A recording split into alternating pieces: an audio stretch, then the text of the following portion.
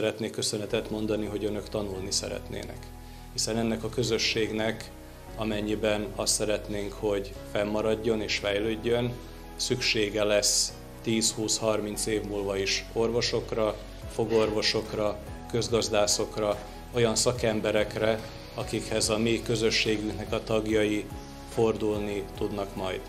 A joghallgatói ösztöndíj az elmúlt 4 évben azt bizonyította be, hogy igenis meg lehet fordítani a negatív trendeket, igenis van igény arra, hogy különböző hivatásokat vajdasági magyar fiatalok elsajátítsanak, kitanuljanak, és aztán a szakmájukban elhelyezkedjenek. A jogász ösztöndíj az elmúlt 4 évben azt hozta, hogy megtöbbszöröződött a vajdasági magyar joghallgatók száma. Biztos vagyok abban, hogy ez a 2 újabb ösztöndíjforma ahhoz fog hozzásegíteni bennünket, hogy ugyanez elmondható lesz néhány esztendő múlva az orvosok, a fogorvosok és a közgazdászok esetében is.